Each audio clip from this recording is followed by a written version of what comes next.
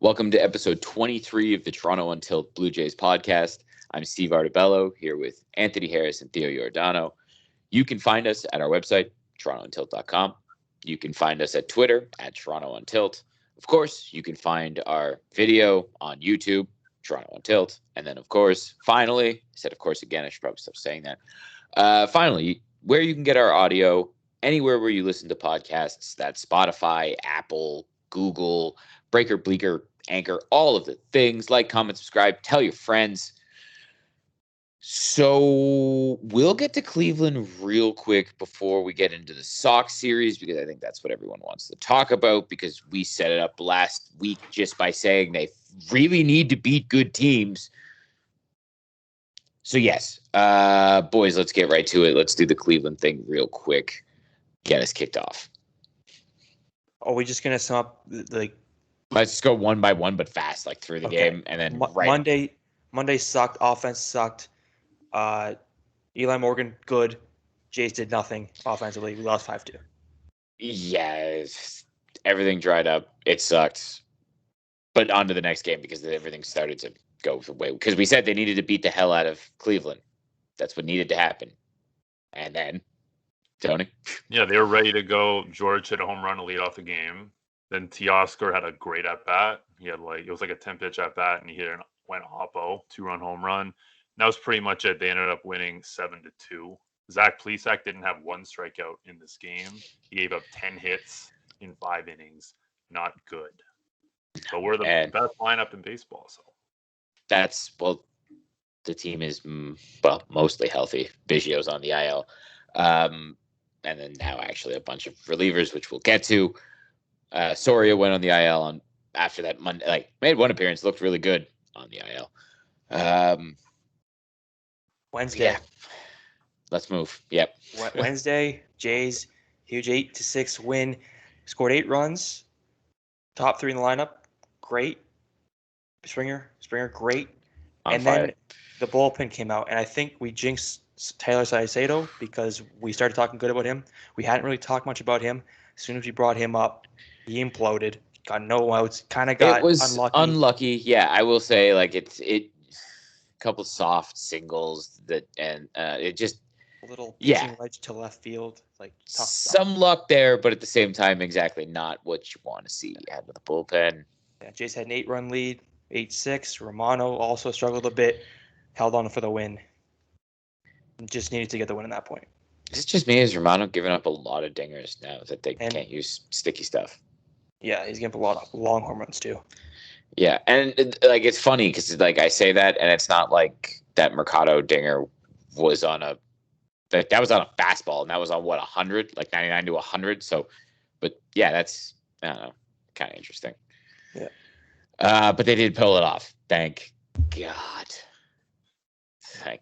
But like we said, they had to beat. They were Cleveland's not a good team. They were going to pump them. They did for the most part. Let's get on to the next one. Yeah, there was the last game.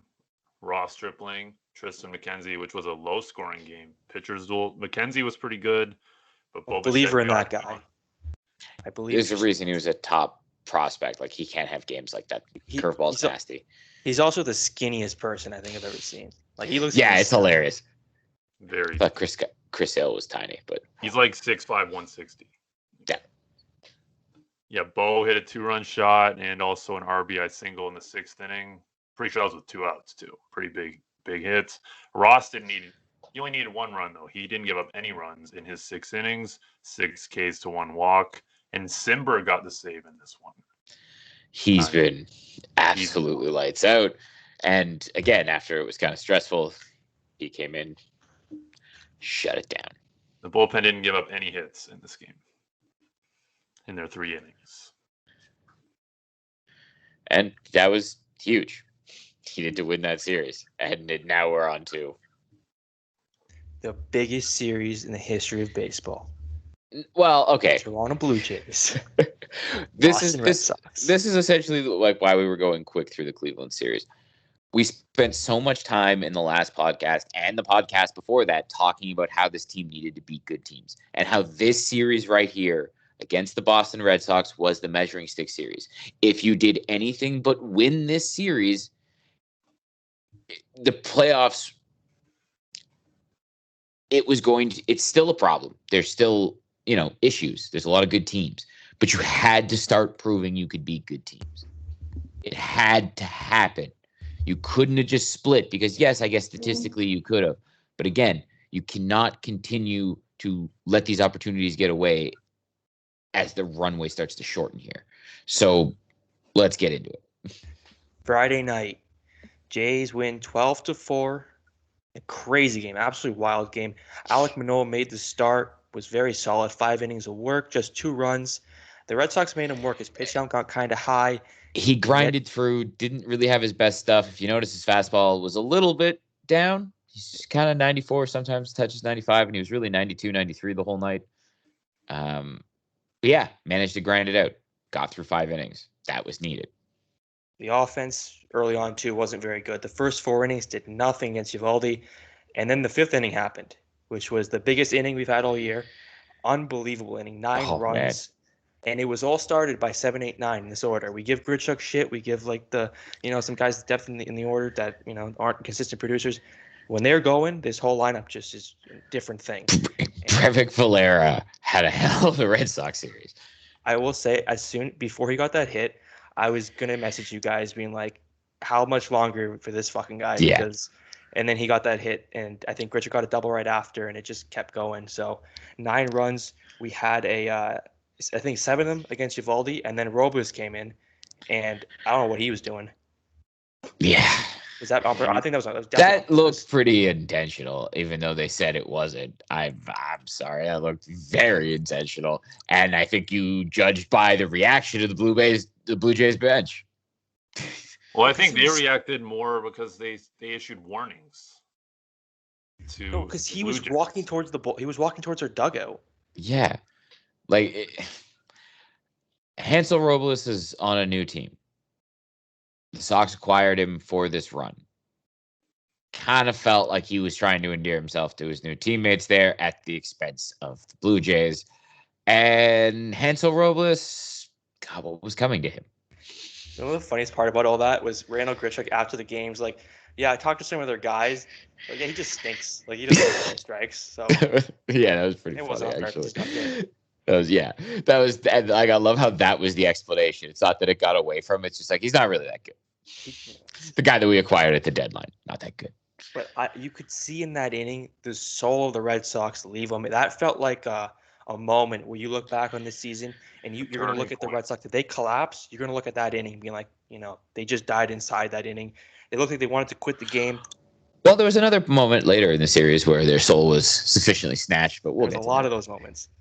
The rest of that game, the bullpen, it didn't feel good, though. We were up 9-2 after that 5th, and it felt like they weren't out of the game yet because of this bullpen. But they got the job done. The 8-0 to 8-6 game. That's everyone, I'm pretty sure, was just instantly remembering that, being like, the Indians aren't really good. Yeah. And you had Dolis coming in too, walking 3 straight guys up 6 runs. Yeah. Which it's impressive to do. It's only he can do that. Him and Tyler are 2 guys who can do that. God. Yeah. But they got it done. He kept a clean inning. That was 7 in a row for him of clean innings. So, the Jays bullpen got it done. It was an 8-run win, and you cannot complain because that game early on looked like the offense. During this week, too, even during that Cleveland series, there were some moments where a lot of games where we did nothing. Like, we had some blow-ups, but, there was a lot of games where we just kind of were stagnant. So it was nice to see them blow up against the Red Sox at perfect timing and a perfectly good win. Yeah, no, that was huge. Needed to set the tone. They did instantly, and everyone was able to exhale a bit. On to the next one. Unless Tony, you got anything to say about the drubbing? You guys covered it, but you're talking about offense not showing up. That's what happened in both games on Saturday. There were both teams too. There was almost only 4 runs scored total in the 2 games. Started the first one, Robbie Ray pitching, amazing as always. We can count on him as much as anybody on our team. But best start I've had. Yeah, he's been outstanding. But Nick Pivetta was matching him through his 6 innings. Only gave up 1 hit and 1 walk in his 6 innings with 6 strikeouts. Unbelievable. But right when they pulled him, Matt Barnes came in, the first batter he faced, Marcus Semien, finished the game, hit a home run, his first ever walk-off home run, and 1-0 Blue Jay victory. That was that game was stressful as all hell. Like absolutely horrifyingly stressful. But they got that win, which put them up 2-0 in the series. And we'll just get to the next game unless you guys want to add to anything. No, I'm just saying that this was one of the worst weekends in Matt Barnes' life. He came like an inch away from giving up 3 straight losing home runs. Think about that, actually. Yeah, game 2. Barrios again. Like, this is why Excellent. you pay for a guy like this. Just such a consistent guy. You just know what you're going to get from Barrios. And again, another 6 innings. I think 5 hits. So good. 6 strikeouts, 7 strikeouts. I think 6 strikeouts. Yeah, it was just consistency. Really good. He did give up the dinger to Verdugo, but who seems to just kill us, by the way. I'm not basing it on any stats. I just, like, from memory. Seems like Verdugo, his numbers against, like, he has like a 930 OPS against us this year. Not ideal. He kills this team. Yeah, so the Brewers gave the 1 run. Only run we got was the Valera RBI single. Went to extra innings. The Red Sox found the way to get the run from second. Simper was on, but when you give if you give a 1 run in extras, you should. Yeah, that's the expectation at this point. So they scored their run. We didn't score our run. Tough loss, but you got the split in that day when your offense did nothing. You feel pretty decent about that. Yeah, that was the thing. Like, it put all the pressure because you had to win the series in the last game. That was there. That had to happen. But exactly, it was another encouraging thing to see them grind through when the offense couldn't carry them, and the pitching came through in the first game, and then Semien with the dinger, because hasn't he been just... But again, we talk about Robbie Ray being their best starter. Marcus Semien has been a phenomenal addition to the team for the season. The $18 million, incredibly well spent. He's going to get fucking paid. He's doing great bet on his contract.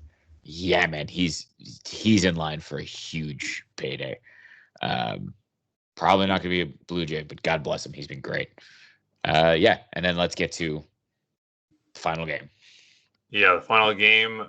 On paper, we got Ryu versus Garrett Richards. We're thinking, oh, come on. Like, especially Richards of late. Yeah, like this should be easy. And especially Ryu looked great against Cleveland. Now, the issue I would like to throw out right before we bring this up, he wanted to not start on extra rest to set himself up to be in this Red Sox series, which I love. But him not on regular rest with the doubleheader too, I think that also played into a little bit of what we ended up seeing in this game. I just wanted to throw that out before we got into it. Yeah, that's a possibility, because he was just flat from the get-go. Well, he got through the first, but then just hit after hit. The second and hard contact. Yeah, a lot. And like you said, you texted us. It was like exactly. You told us immediately when we were all texting about it. It was like, what's going on here? And it's just like everything's middle. It's not a problem. And if it's not middle, it's like down. It's like lower middle, upper middle. Like it's still in a place where damage is going to get done, especially if you don't throw in the upper 90s. Like Kevin Plawecki had barreled one up to the gap. Like, it was just rough. Bogarts was slapping it around. After that. Yeah, yep. A single and a double for Plawecki. It's unbelievable. And that was without them having JD Martinez, who was on the COVID precautions. You had the Jays wearing masks and stuff on the field because there was that situation as well. And so that was all of that was happening. I know, and they were down 8-4. 7-2. 7-2. And it was not looking good until. And it was just a disaster. We're all wasted opportunity. Then Vlad steps up, does that 2-run homer. Then in the 7th, they start scoring runs. Marcus Semien, sac fly. Just talking again about how good he's been as a Blue Jay. Us messaging again, just like, oh God, are they going to do it? Is things happening again? Well, another thing. Also, the sac fly though was there was also a strikeout later on Marcus Semien that was terrible. That was earlier on. That was earlier on. Yeah, no, that was when the bases should have been juiced with nobody out. Minor league umpire for you though. So bad. I just had to bring that up because I couldn't get that was gross.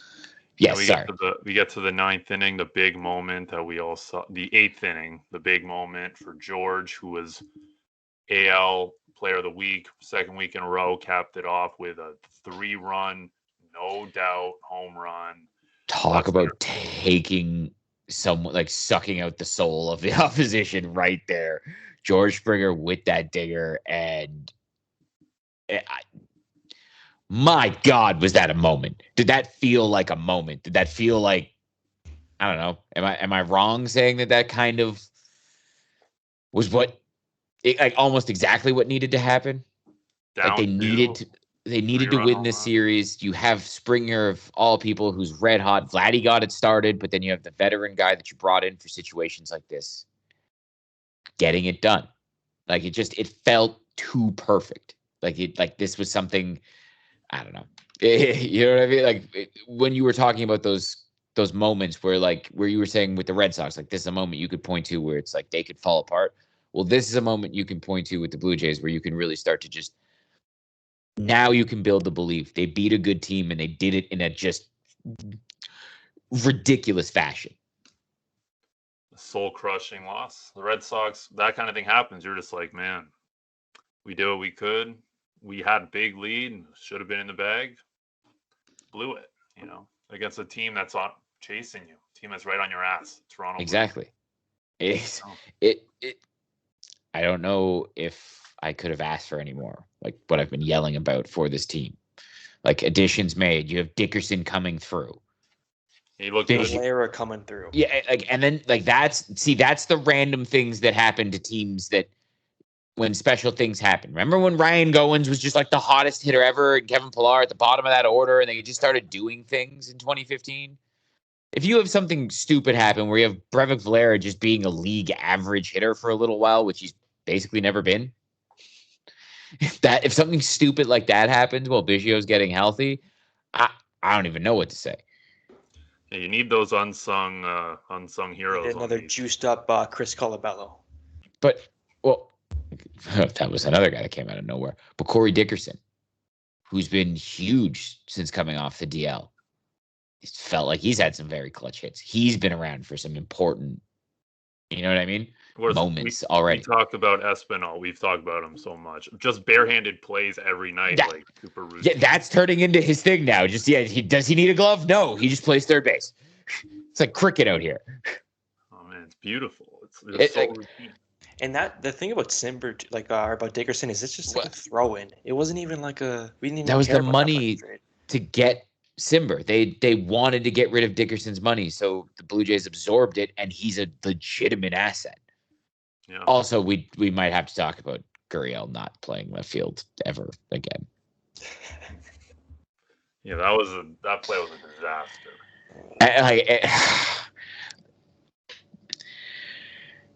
He's so lanky. It looks like he should be fast, but I don't think he's so slow. He's so slow. He doesn't cover ground well. I don't think he gets good reads on balls, and he's got a big arm, but oh God. And then Reese McGuire handling that in the most, especially after they had hyped him up for that one great inning the day before. And then you just see him lazily swipe at the ball as it goes all the way. Every part of that was ugly. See, that was a play. I think he was relying on his arm on that. He's just like, I just block it. I'll just throw him out. And then he made a horrible throw too. It made it even worse. That was absolutely infuriating. I don't know how else to describe it other than just absolutely. It sucks too because more of this shit happens, the more Grichuk appearances we see, the less.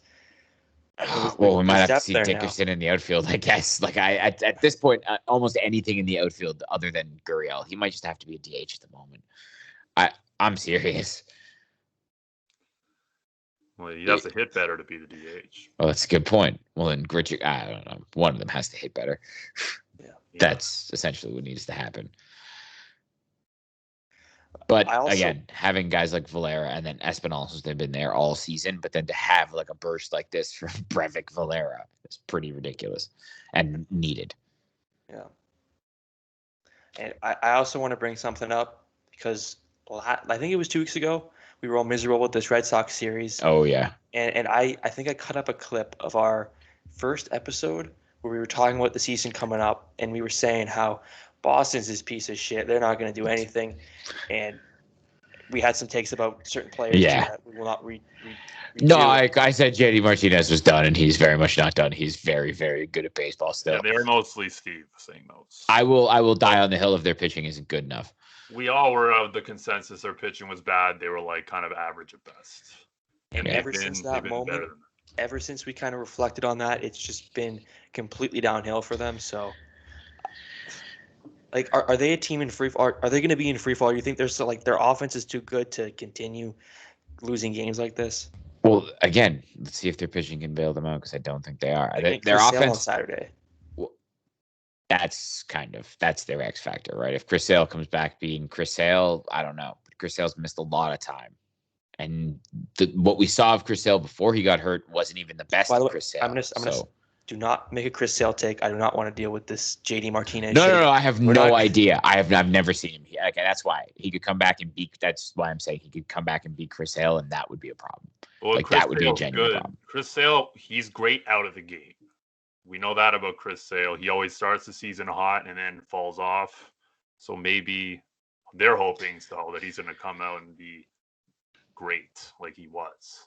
Because the season's shorter, he has less time to run out of gas.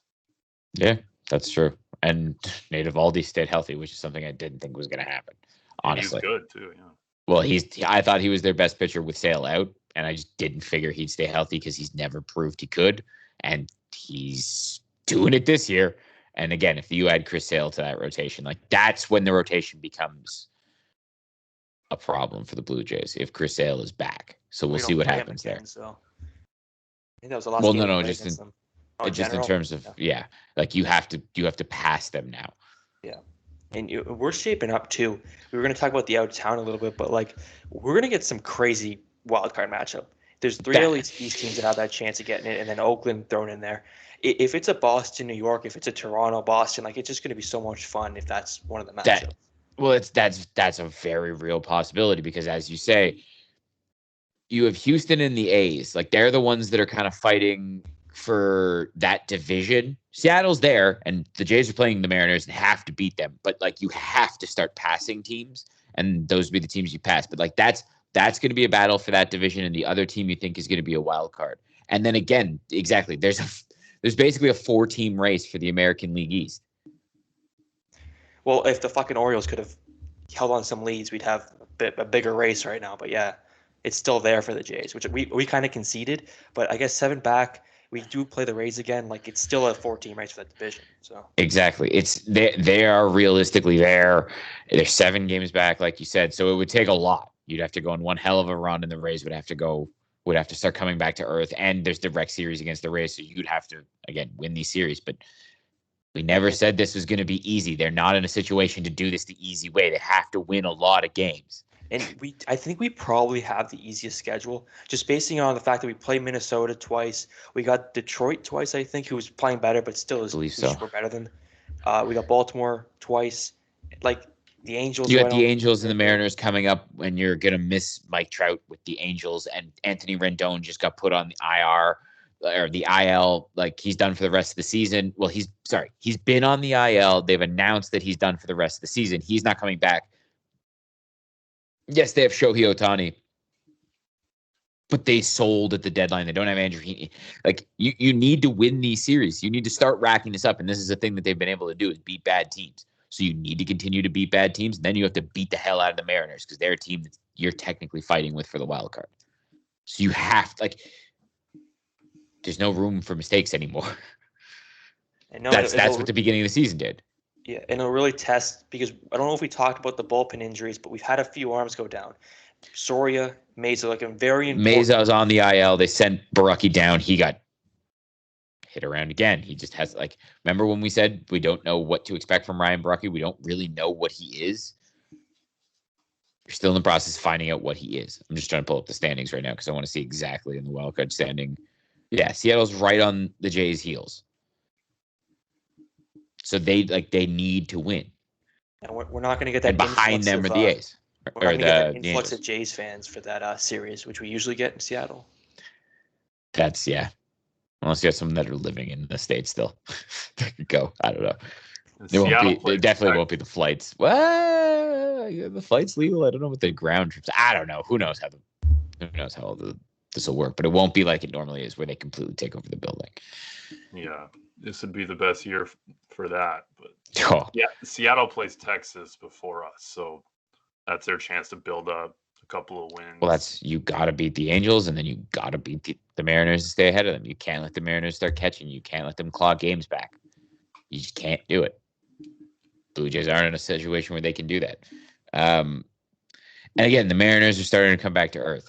They did the weird buy and sell thing, which pissed off their players, and then you saw them fall apart. Like you were talking about how they fell apart against the Yankees too. It was just unbelievable. Only in Yankee Stadium. There was a few home runs in that series where it's like only in that fucking ballpark does stuff go out. And it was a really weird one, and it just feels like Seattle's one of those teams that they're not going to have the firepower to make that run against these teams that they're fighting with. Toro was a good get. Got to say that. He's been awesome. Oh, he's been red hot. He was red hot before they got him, and he's just continuing to hit stingers every day, apparently, which is kind of hilarious. He's playing second base now, too. I don't know. Better than Shed Long, right? And I don't think Dylan Moore's hit all season, I don't believe. No, that left field situation has been a disaster for that team. Their whole outfield has been a disaster. Like Nick Lewis, like just all the injuries and underperformance, like that. You have to take advantage of that. There's really no other thing about it. Not to mention Jared Walsh is hurt for the Angels too. Like there's a lot of things that you have to take advantage of if you're the Blue Jays. Like you have to win these series coming up. Yeah, Joe Madden gave it was on Thursday or Friday. He said Walsh will be back soon, and then Saturday there was no updates. So I don't know. The Angels with their injuries, they don't know what they're doing. They don't know how to handle them, and they give a lot of misinformation. So and the Jays are getting them at a good time. Now again, like Theo was talking about, you had Soria on the IL. He looked good. So hopefully that's minor. Meza on the IL. Elbow inflammation never sounds good. So I'm just writing him off for the rest of the year. That's right. Like that one's terrifying. Brucky's getting sent down because hopefully he can find it again. And you were saying something about Merriweather. Okay. We haven't heard too much from that camp, but recently so he keeps. There was setback after setback after setback, and he's never going to pitch again this season. And now there's a little bit of optimism that he might. But until he gets to the big league level, because he keeps having setback after setback. Like I don't care how many rehab starts he makes until he gets called up, because until he doesn't have another setback and is actually on the big league roster, I can't trust him. But Pearson's coming back, and that seems to be necessary. Like he needs to get back immediately. I know he's been pitching sim games at the rehab facility, or I know he's thrown off a mound at the rehab facility. Like hopefully he'll be in a rehab. Like rehab appearances out of the pen. At this point, he's really important, and we don't even know what to expect out of him. But out of the pen, he's shown that he's been good in the past, so hopefully he does that again. By the way, I'm sorry to cut you off. The Rays schedule is pretty fucking easy too. I just looked at it right now. They got the Tigers. Upcoming, they have the Twins. Well, they got the Red Sox this Tuesday, which is a huge series. If they win that series, they're gonna really bear the Red Sox. The Twins, the Orioles. They got the White Sox mixed in, but then they got a few series with the Orioles, a few with the Twins. So it's gonna be really tough catching them at 7 games back. So it's the wild card's really what needs to happen here. So you have to get hot and keep beating the hell out of teams. Like at that point, then I guess do you almost hope that the Rays beat the Red Sox and then the Yankees start losing? So like this is what we said. The Jays have to keep winning. That's really the only way that they can ensure that they're in a good situation, is they just have to keep winning. Yeah, and they'll need some help. But it's all, if they don't win, it doesn't matter. Exactly. I kind of like the prospects of us having a wild card game with the Yankees or the Red Sox and winning that. Like that would almost be as good as winning not a World Series, but it'd In be their like, stadium, absolutely, yeah. if you beat the Yankees, would that be better than not say the Bautista bat flip, but maybe that like second series against the Rangers they won? That would be like an all time. Just that moment of just crushing the Yankees in a 1-game playoff. We feel good, but let's maybe not get ahead of ourselves because remember I'm already there, the Edwin wild card game was pretty amazing. Imagine that against the Yankees, though. I mean, crushing would be cool, but if they won 2-1, I think that would also be great. I more meant crushing their spirit, like you beat them in a crazy. Again, way. I don't want to get too like you're talking about me not making proclamations. Maybe chill. I'm all the way there. I need to reel it in. I did this a few weeks ago at work. I just want them to make the playoffs. I don't care who they play. I just want them to make the playoffs. Then we'll deal with who they play after. But we were talking about division versus wild card, and that's what I was just throwing out there. Maybe, be a little positive. If we were in the wild card, it could be fun. So. Yeah. Well, it could also be the A's. Yeah, that's what Rob Manfred. Or the Astros. How great would it be the Astros Springer against the Astros? Oh yeah. That could also be pretty awesome. Yeah, I'd like that. So there's plenty of opportunities. The A's would be terrifying, but also like potentially fun. So who knows? I mean, can't really stress it enough. They need to keep it rolling.